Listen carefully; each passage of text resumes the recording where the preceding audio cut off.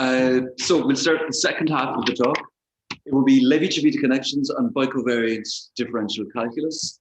And it's by, and I'm going to apologize in advance for my rendering of your name, Sugato Mukhopadhyay Yeah, that's from close enough. the That's Indian close enough. Statistical Institute in Kolkata. And this is joint work with Tritishman Bohnik. Thank you very much. Yeah, so thank you for this opportunity. Today's talk will be based on a joint work with Jyotishman Bhomik. So let us look over the plan of this talk. So first we will be stating a classical result to which we want to find a non-commutative analog.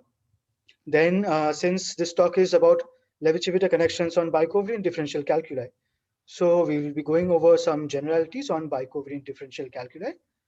Then we will lead up to our formulation for Levi-Civita connections. After that, we will present the statement of our main theorem, followed by examples that fit our framework. And then if time permits, we will do something more. So the statement is from Riemannian geometry, is that given a compact Lie group G and a bi-invariant Riemannian metric on it, so there exists a unique Levi-Civita connection on G, which is compatible with the metric. We want to find a suitable analog of this result in the context of Hopf algebras. So we start with bicovariant differential calculi on Hopf algebras. So given a Hopf algebra A with coproduct delta, a first order differential calculus on A is defined to be the data E comma D. Here, E is a bicovariant bimodule over A. So what does that mean? So first of all, E is an A bimodule, and moreover, E is equipped with left and right coactions of A. So we will denote the left coaction by delta E. So it eats a copy of E and spits out a copy of A on the left, and similarly E delta for right coactions. The second bit of data is the symbol D. So D is a map from A to E, which is such that it is bicovariant and satisfies the Leibniz relation. So what this means is that D in fact intertwines the left coaction with the coproduct on the Hopf algebra.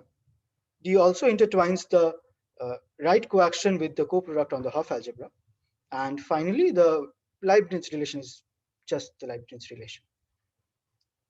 And it's there's a final sort of a density condition for E. So E is called the space of differential one forms, and E is the C-linear span of elements of the form ADB.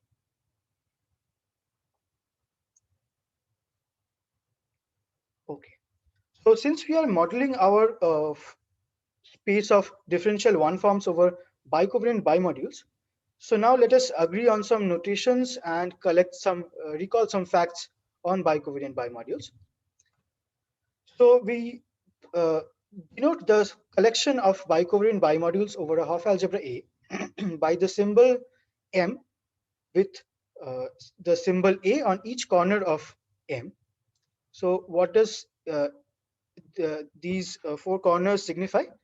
So it signifies that given a bicovariant bimodule E, so it has four separate intercompatible structures, and each corner corresponds to one structure. So as an example, the top left corner corresponds to the left coaction structure, the left covariant structure. The bottom right symbol corresponds to the right A module or the right A linear structure, and similarly for the other corners. We will be frequently dropping some of the structures on our modules and on homomorphisms defined on said modules. So as an example, so if we take two bicovariant bimodules E and F, we can talk about left covariant right A linear maps from E to F defined by the Hom set A Hom A E to F. And so what being left covariant as well as right linear with compatibility means is, first of all, the usual right alinearity, and then T both intertwines the left covariant structure on E and F, and it is compatible with the uh, right action of A.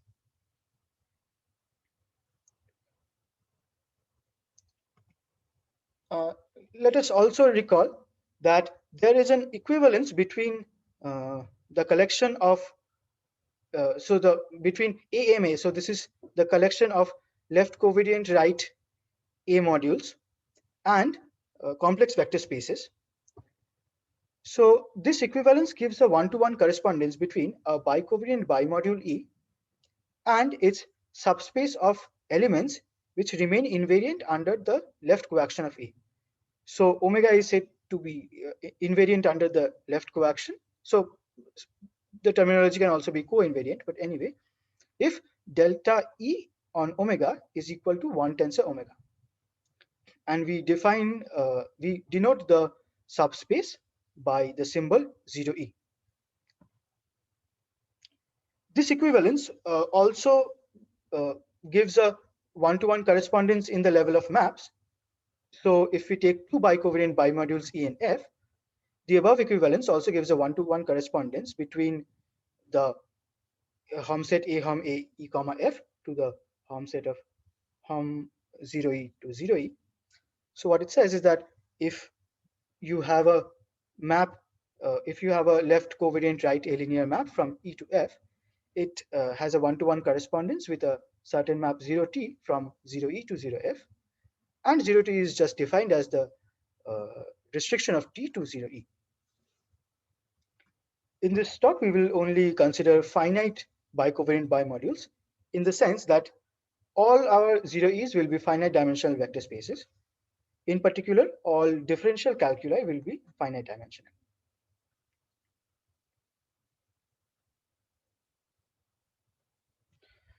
Now, we also need the notion of higher order differential calculi to talk about the Levi-Civita problem. So in classical differential geometry, the second order differential calculus is obtained from the classical flip map. So here A is, let us say, the representative functions on compact Lie groups, and omega 1 A is the space of one forms. Then flip is just as it sounds like, is just flips omega tensor omega prime to omega prime tensor omega. And from this, the omega 2A, which is the classically the second order, the space of two forms, is the quotient of omega 1 tensor omega 1 by symmetric two tensors. So here, like, flip minus identity only like cancels out the symmetric elements, symmetric two tensors. And as these things go, so this means that the space omega 1 tensor omega 1 has a decomposition into the subspace of symmetric two tensors and the subspace of antisymmetric two tensors. And by the definition of omega 2 as this quotient, omega 2A is thus isomorphic in whatever sense we require, as much sense as we require, with the space of antisymmetric two tensors. For Hopf algebras, we will replace the role of this classical flip by the bicovariant bimodule map sigma introduced in the seminal paper Voronowicz 89. So this sigma is characterized by the following property. It says that take a left invariant element omega in E and a right invariant element eta in E, here invariant in the sense written here.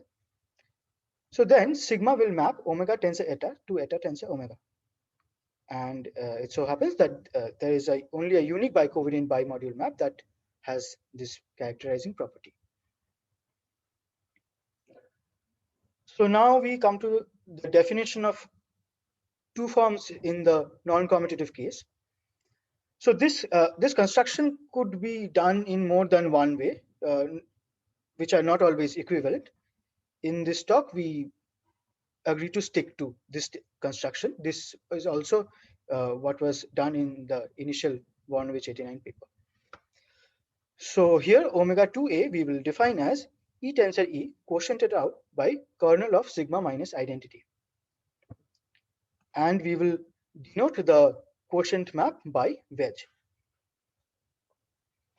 By the construction, kernel of wedge is which is equal to the kernel of sigma minus identity, plays the role of the classical symmetric two tensors, and we will start denoting this by E sim E. I ask that we look at this as a whole symbol and not try to break it down into the components. We will not be needing that. Then how to get to a second order differential calculus, we also need to extend the exterior derivative from d from a to e to d from e to omega 2a. But this can be done using the quotient map, the fact that E is the linear span of elements of the form ADB and the graded Leibniz relation. So D on ADB is equal to dA wedge dB. And once we have decided on the wedge, this part of the construction is unique.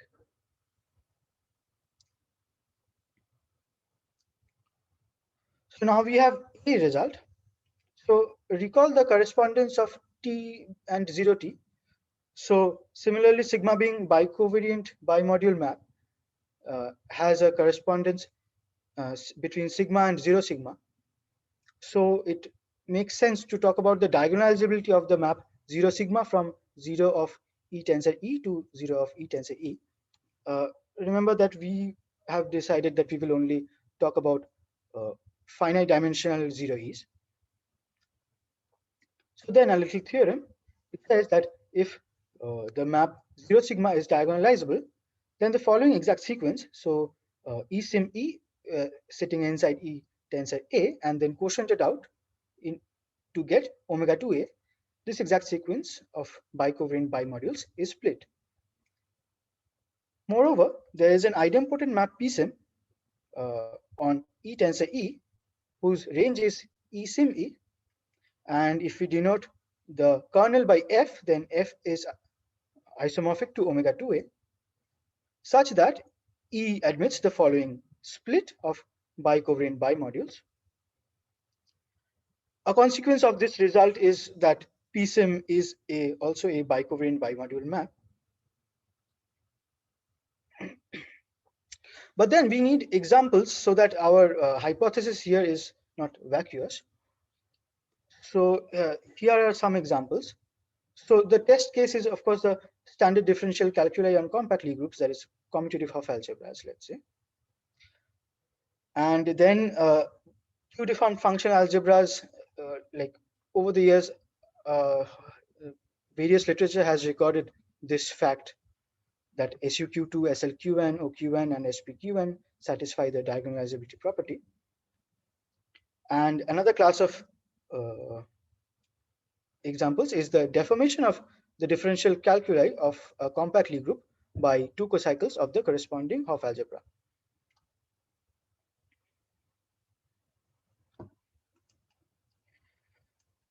So now we start to talk about connections on a bicovariant differential calculus. So a right connection nabla on the data E comma D is a C-linear map from E to E tensor A, which satisfies the right Leibniz relation. There is also work in literature, I think, in this very conference, there have also been talks about left connections. These are equivalent notions. We just prefer this formalism.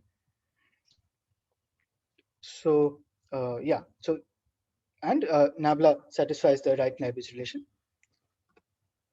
Connection nabla is said to be torsionless if, as a map from E to omega 2A, wedge compose nabla plus D equals 0. So the notion of a connection being torsionless classically is equivalent to covariant derivative being symmetric. That is, if you look at local coordinates xi, let's say, then the covariant derivative of x1 along x2 is equal to the covariant derivative of x2 along x1. So this is just a dualized notion of that. So then we can come to the notion of pseudo-Riemannian matrix on a bicovariant differential calculus. We will only focus on bi-invariant pseudo-Riemannian matrix on E.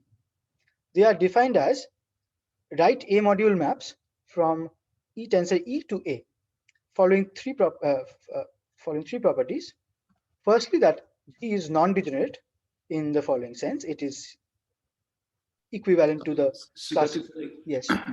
Can I stop you just 1 second? Yes, please. What is HS97 is what, Heckenberger and Schmidt? Heckenberg-Schmuchen. Levi-Civita connections on. Yes, it's a reference. I'm sorry. Yeah. Who is it? It's by Heckenberger and Schmidt. Heckenberg and Schmuchen. Yes. Okay, great. Thank you. The CMP paper from 97. Yeah. Should I proceed? Yes. That was. Thank you for your question. So G is non-degenerate in the following sense, as it is equivalent to the notion of classical matrix being non-degenerate. That is, something is invertible. And the second property is that G is symmetric in the sense that G compose sigma is equal to G. We had mentioned that sigma will be fulfilling the role of the classical flip map. So of course, we know that the classical matrix are symmetric in their two arguments.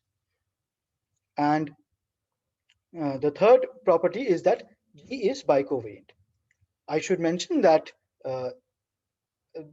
I am replacing the third property by an equivalent condition from the cited paper.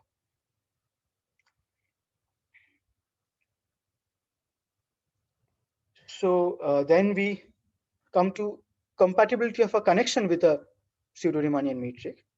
Of course, we have already decided to focus on bi-invariant matrix.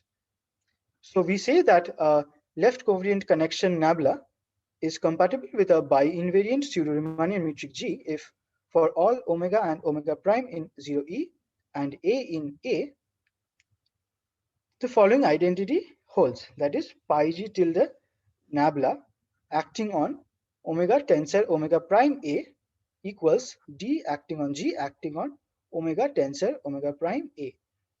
But of course, what is pi G tilde nabla? So pi G tilde nabla has this particular form. We don't need to go into how this is derived, but it probably suffices to say that if we were in the classical commutative setting, this identity would reduce to the classical metric compatibility condition. Now we are in a position to define at least left covariant Levi-Civita connections.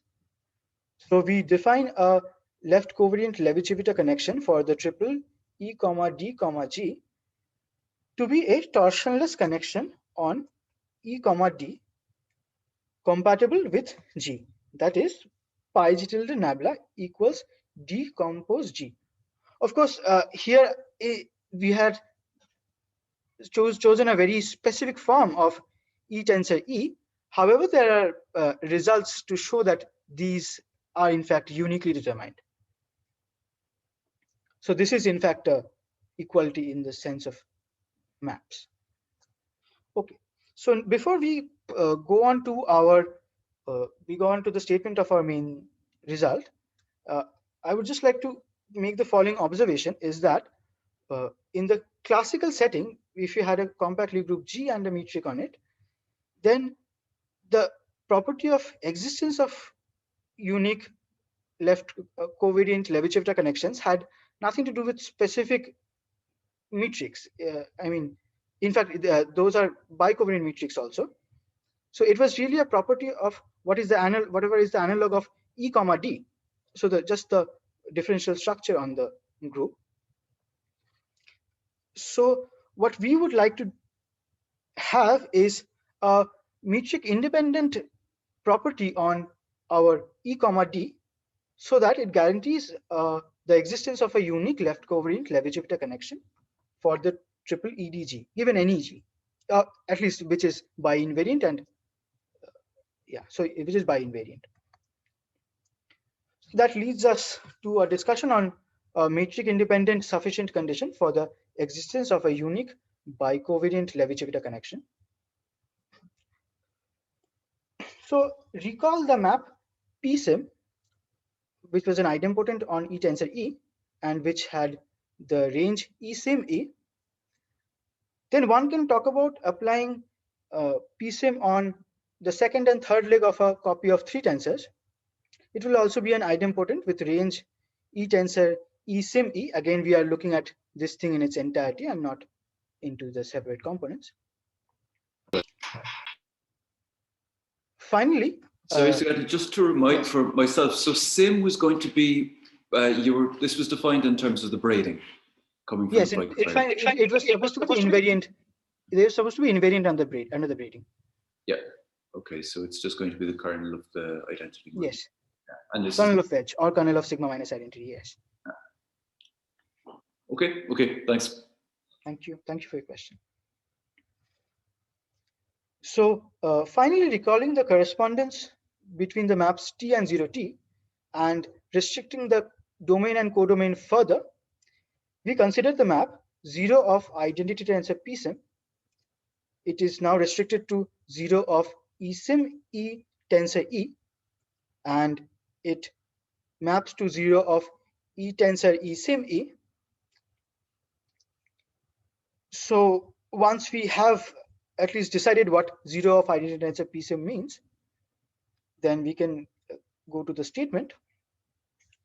So it says that take a co-semisimple Hopf algebra A and a finite dimensional bicovariant differential calculus E comma D on it. Suppose that 0 sigma is diagonalizable. Then take any bi-invariant pseudo-Riemannian metric E G on E and consider the triple E comma D comma G. Then if the previously considered linear map is an isomorphism, then there exists a unique bicovariant Levi-Civita connection for the triple E comma D comma G. But again, of course, it doesn't work if our assumption is vacuous. So let us go to mention some examples. Before you go on, I'm going to annoy you with some more questions. So just in the first, the asymmetry that's there. So you have identity tensor P. If you replace it with P's tensor identity. So can I just go back one slide? Yeah. So if we had a P tensor identity, then we would have, like, in the final reduced, like the restricted form, this would have, the map would have been from one side to the other. But this isomorphism is equivalent, then you're saying? Because classically always, and I'll give you to if we are given some more structure, it's not, so nothing is peer reviewed yet, but like if you are given some more structure, then it would be equivalent. Yes. But there could be the possibility that there were 2 types of calculus, one for which the P is on the right and one for which the P is on the left, perhaps. No. So the fact that the domain here, the domain and the codomain are where they are, that only depends on the fact that our formalism is a right formalism as opposed to the left formalism. So that is only the reason the domain and the codomain are where they are. If it were in the left formalism, then these roles would have been possibly switched. Okay. And could you go just onto the next slide, please? I think I've one. Yes. And yeah, the co-semi-simplicity is this. Yes. So if I can, So if I can go on, I think I have 9 minutes left. So just after this, I will hopefully try and go through the steps. So there I will mention where the co-semi-simplicity is necessary. So should I do that? Yes, please. Yes. Okay, thank you. Yes, so if the statement at least is now uh, made explicit, then we go on to the examples that we have so far. So the first example is of deformations of the standard bicovariant differential calculi on commutative, very important, commutative co-semisimple Hopf algebras by a 2 co-cycle. And the second class of examples that we have are all finite dimensional bicovariant differential calculi on any co-commutative Hopf algebra. And the third example is really a sporadic example, that is the 4-dimensional bicovariant differential calculi on SuQ2. However, it must be mentioned that this result was only obtained by a brute force. We are still looking for a general principle as to how this proof would work.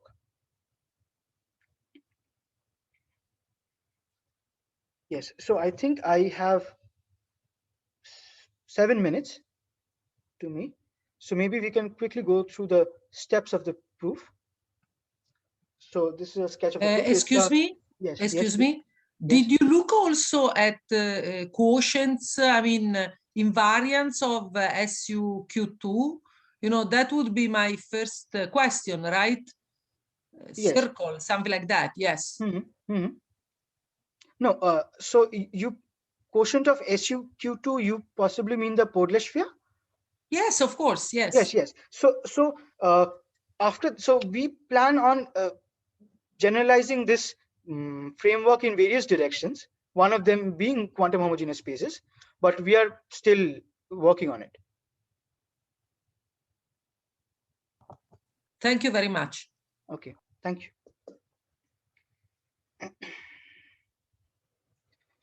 Okay, so the sketch of the proof is a 5-step program. So step 1 is to recall that from the assumption of diagonalizability of 0 sigma, we had the following decomposition: the splitting of E tensor E, where the quotient map wedge, when restricted to F, gave the isomorphism from F to omega 2A. Now let us define nabla naught to be minus of wedge inverse composed D. It is a map from E tensor E. It is quite easy to see that this is indeed a bicovariant torsionless connection. So it is bicovariant because it is like both D and wedge are bicovariant maps, and this is some composition of bicovariant maps. And the fact that it is torsionless comes from the Leibniz property of D, which gives the right Leibniz property of nabla naught. And finally, torsionlessness is just we apply wedge on both sides and we just get wedge composed nabla naught plus D equals 0. So then the second step is we consider the set of left covariant right connections on E. We denote it by A con A. So we recall that it is an affine space in the sense that given any connection nabla in A con A, nabla minus our previous nabla naught, or indeed any nabla naught really, any other nabla prime really. So nabla minus nabla naught is in the Hom set from E to E tensor A, E tensor E. Okay. Moreover, if nabla is also torsionless, then wedge acting on nabla minus nabla naught is 0. This means that nabla minus nabla naught takes values in E sim E. So this can be viewed as a map in the Hom set from E to E sim E. We now go on to the third step.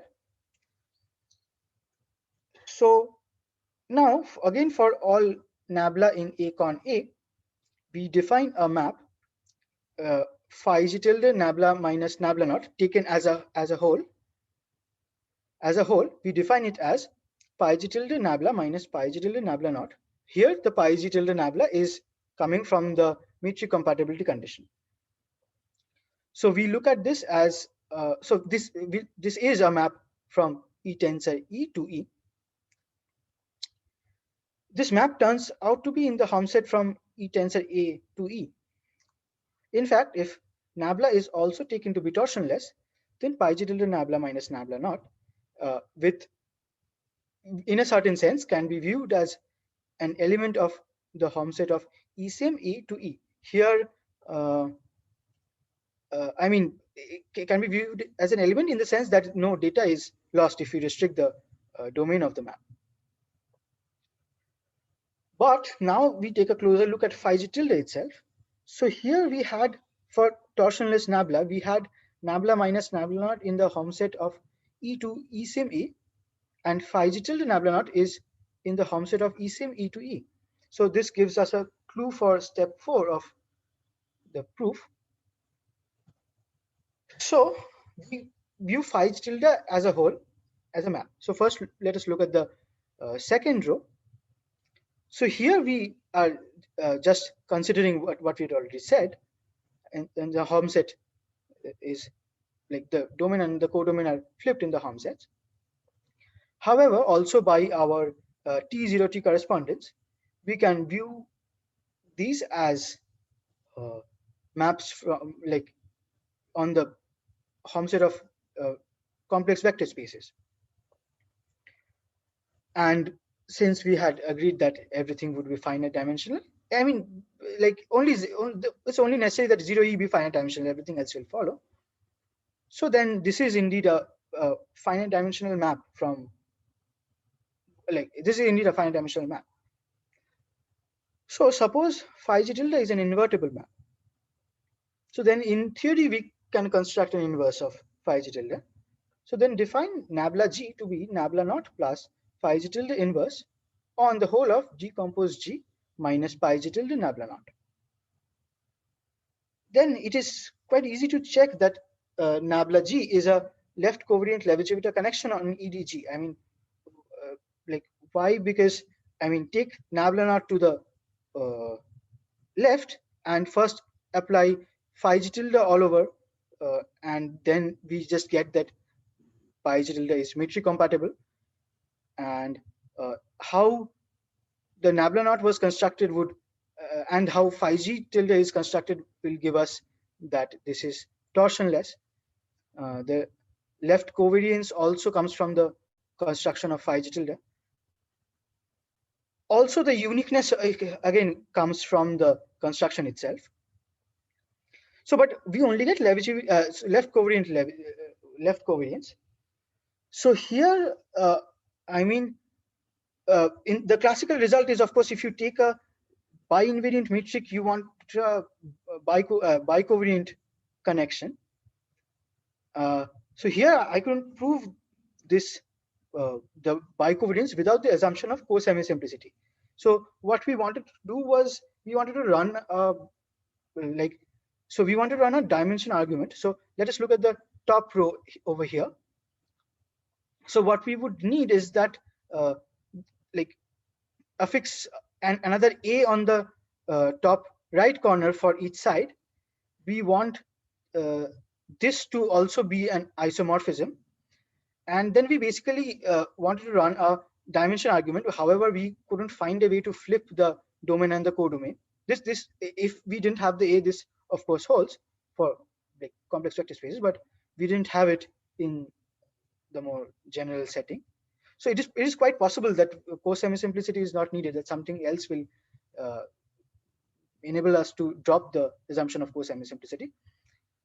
But yeah, I couldn't do it. So does that answer your question of co-semi-simplicity? Yes, it answers. I mean, okay. yeah. Thank you. It's good. As you said, you're trying to prove something. If you assume semi-simplicity, it's a strong hammer, but later on, yeah, one could always try to remove it. But I mean, yeah, most of the examples you have will be co-semi-simple anyway, so it's not such a big deal. But yeah, thank you. Yes, because I mean, dimension arguments are like the worst. So yeah. So but okay, but so this, the invertibility of phi g tilde in itself is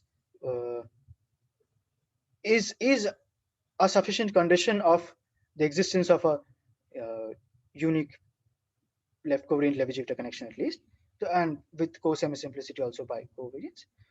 But then we wanted a metric independent sufficient condition.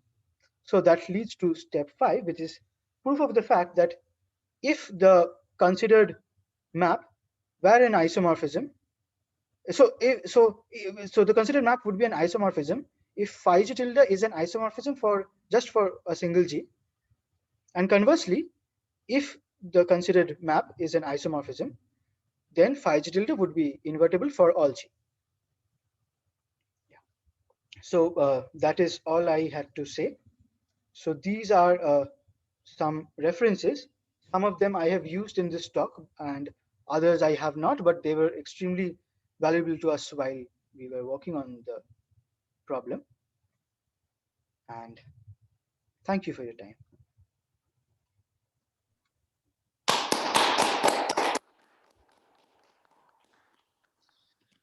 Okay, thank you very much for a very nice talk, Sugato.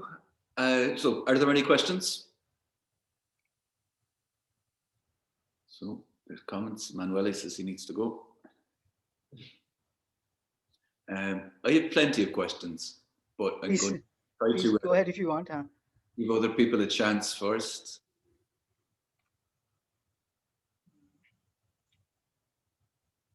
No?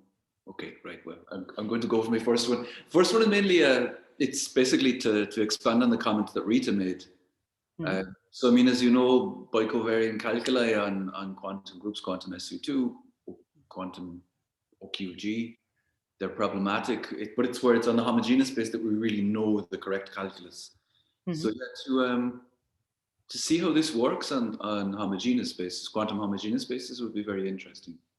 Because there, if you restrict like to Podlesh or more generally to Podlesh is quantum CP1, you project more generally to quantum CPN or quantum like manifolds. There's a unique calculus, but these things are also complex manifolds, non-commutative complex manifolds.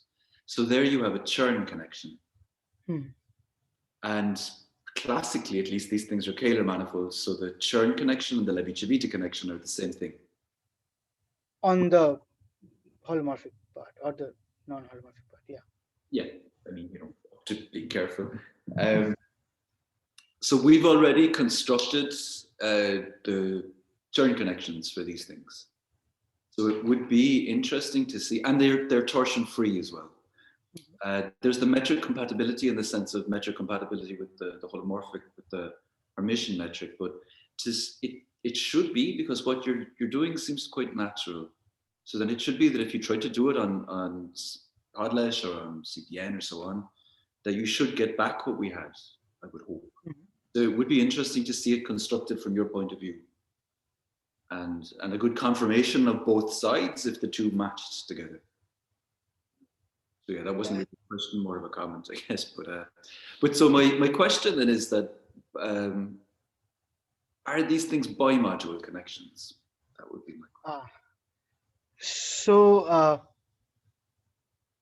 yeah, so we do not know in what generality they are bimodule connections. Of course, up to co-cycle deformations of classicals, they are.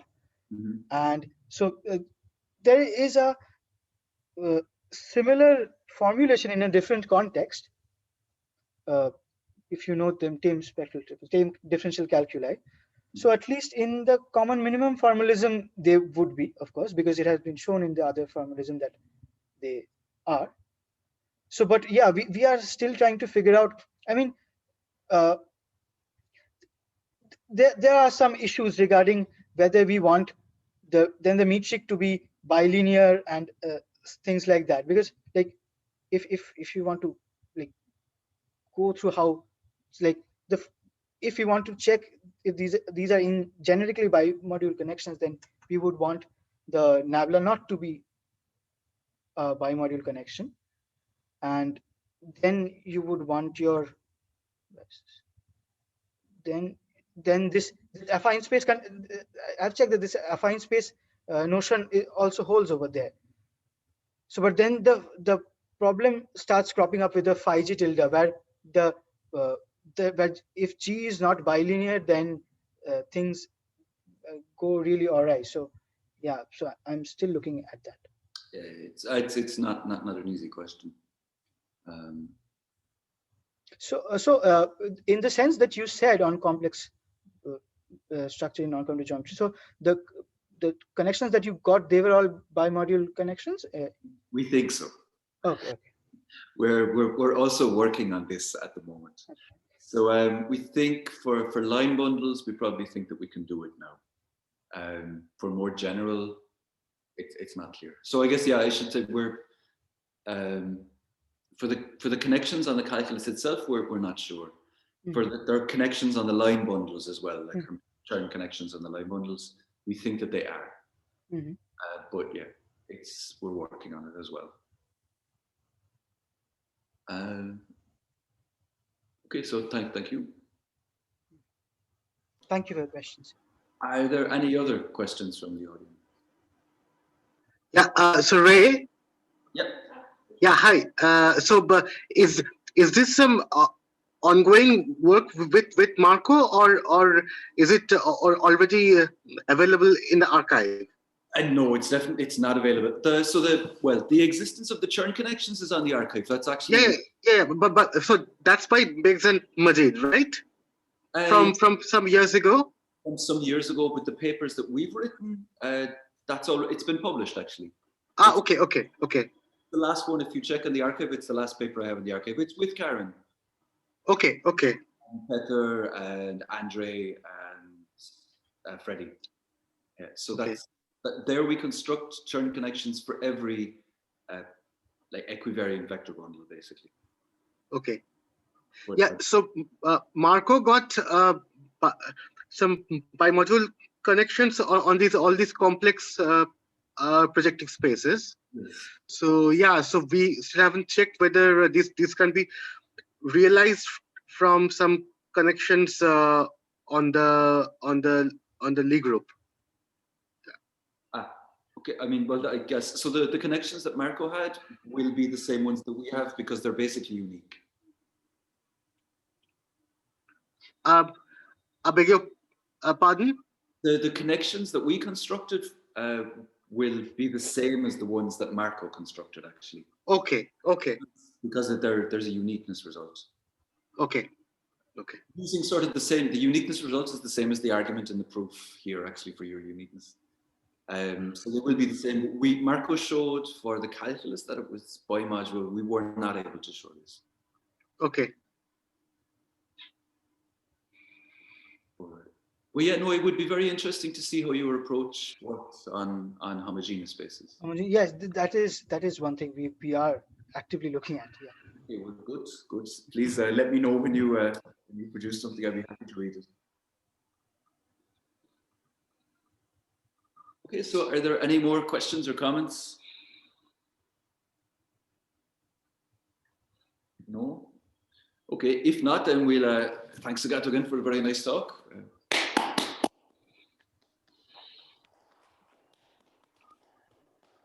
And we'll announce next week's seminar. So on the 25th of February. So this is Angela Tabiri from the African Institute of Mathematics. She's going to be discussing plane curves, which are quantum homogeneous spaces.